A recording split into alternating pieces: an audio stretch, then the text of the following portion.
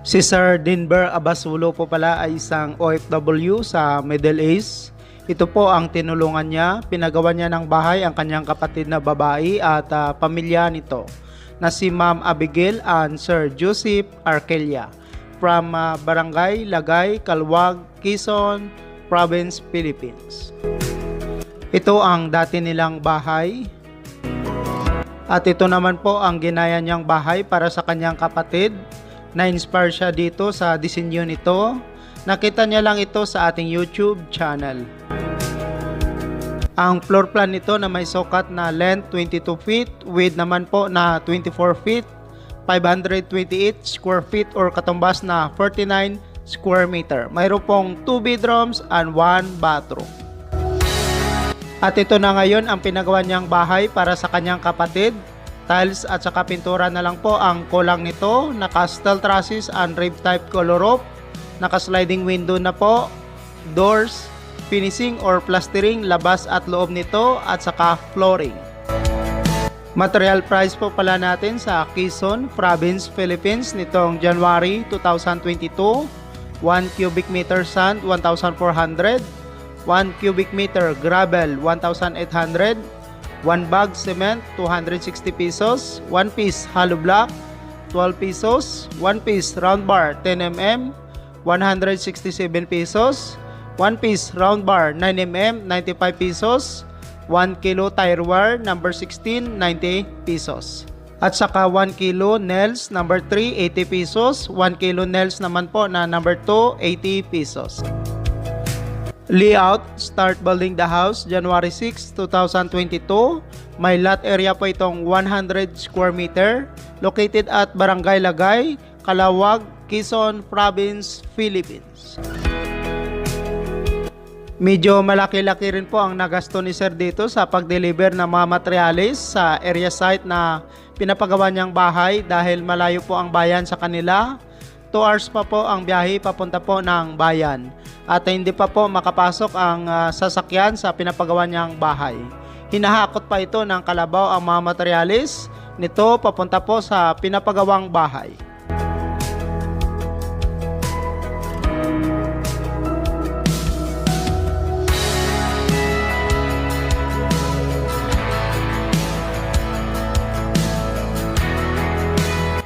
To skilled, kasin po ni Sir ang skilled mason nito at 3 labor naman po kasama ang asawa ng kapatid niya.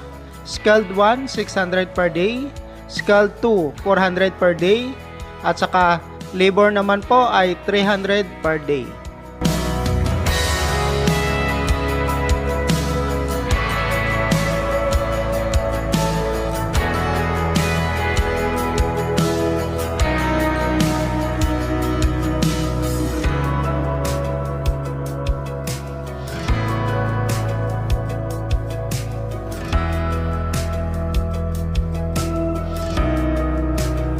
Si Sir Denver Abasalo po pala ay matagal ding tagapagsubaybay sa ating YouTube channel.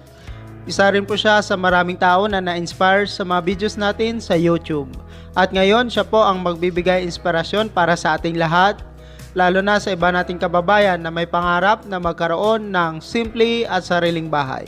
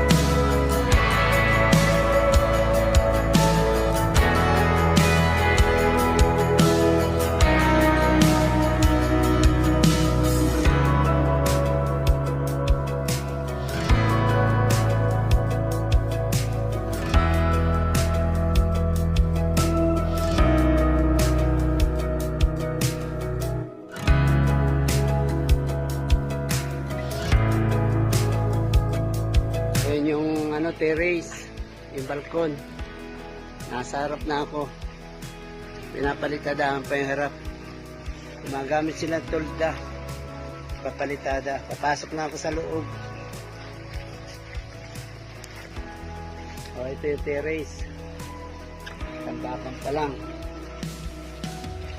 O, ito yung sala. Sa loob na ako. O, ayan, sa itaas.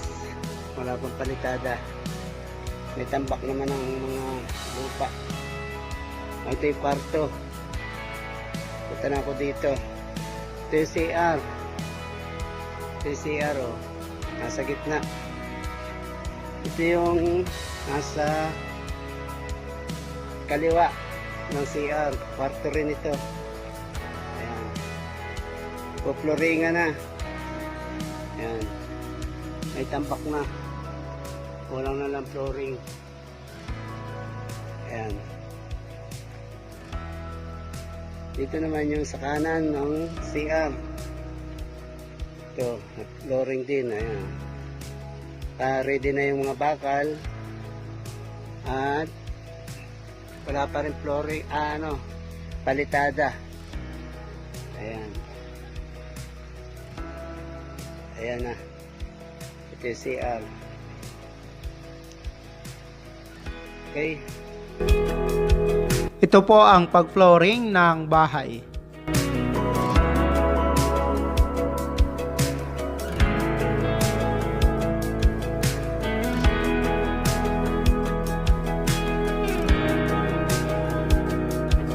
At ito naman po ang kitchen nito.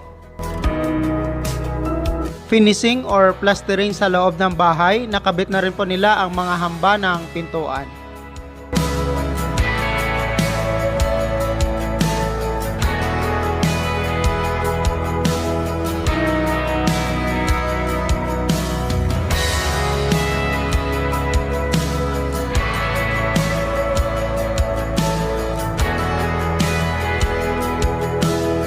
Ito po ang mga materialis sa roofing. Mayroon po itong unit price. Kunan nyo lang po ng idea. Katulad na lang po ng angle bar na 1/4 by 2, 795 pesos bawat isa. Angle bar na 1/4 by 1 and 1/2, 590 pesos mo naman po bawat isa. Zipper lens na 2 by 3, 595 pesos bawat isa. Zipper lens na 2 by 6, 780 naman po bawat isa nito. Rib type na 5 by 17, 2,210 bawat isa. Rib type color naman po na 5 by 15, 1,950 pesos naman po bawat isa. Rib type color na 5 by 10, 1,300 pesos po bawat isa. Spanish gutter number 5, 450 pesos po bawat isa. At marami pa pong iba.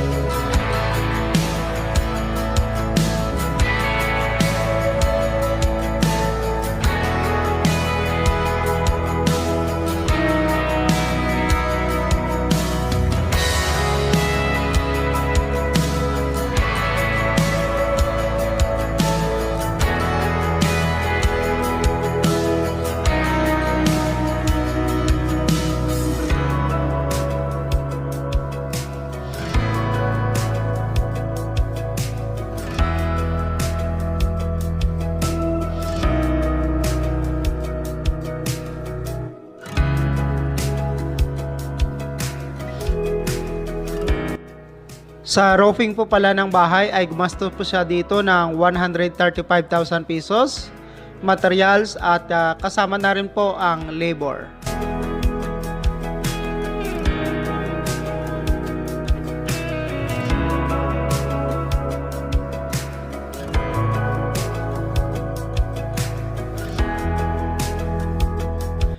Installation, sliding window.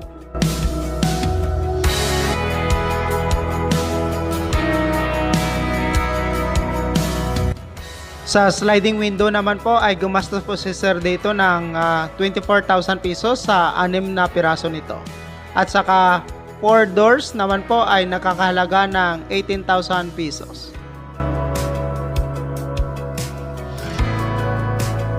Installation, ceiling. Gumamit po sila dito ng faring at saka hardiplex.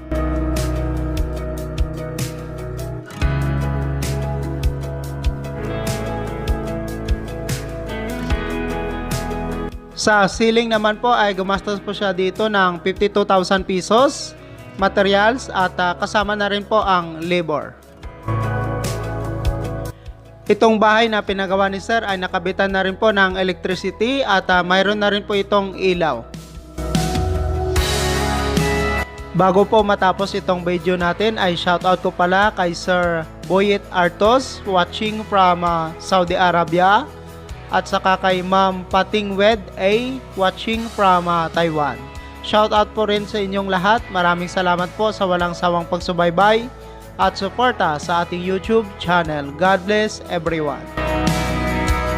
Ito na po ang pinagawang bahay ni Sir. Tiles at saka pintura na lang po ang kulang. Material cost po nito ay umabot po ng 420,715 pesos. Labor cost naman po na 160,325 pesos. Total cost of 591,040 pesos. Ito po pala si Sir Denver Abasalo. Isa po siyang OFW sa Middle East. 6 years na rin siyang abroad. Unang 4 na taon niya sa abroad ay inilaan niya po sa kanyang 2 kapatid. Pinaaral niya po ito sa kolehiyo at thanks God ay nakapagtapos. Sa ngayon ay kasulukuyang teacher na po ang 2 niyang kapatid. Galing po sila sa broken na pamilya at 4 po silang magkakapatid at siya lang po ang lalaki. Kaya sinuportahan niya po talaga ang mga kapatid niyang babae, pinaaral niya po ito. At ngayon ay binigyan niya po ng sariling bahay ang kapatid niyang babae na nauna na pong nakapag-asawa. Si Sir Denver po pala ay isang sales associate. Beside that ay nag-online din po siya ng front row. Nag-online business din po siya ng OEM items at may plastic online business din po siya sa Pilipinas. Ito po pala ang Facebook fan page ni Sir na S&L Household Shop. Nagbibenta po siya dito ng plastic items. Building the house, sa ngayon ay gumastos po siya dito ng 591,040 pesos or katumbas na 11,820 US dollar with labor. Congratulations again to Sir Denver Abasolo, Middle East OFW from Quezon Province, Philippines. Thank you so much mga ka-OFW. Kung nagustuhan nyo itong video na to, please subscribe na sa Randy Yero YouTube channel. Please don't forget to hit bell button for our latest updates.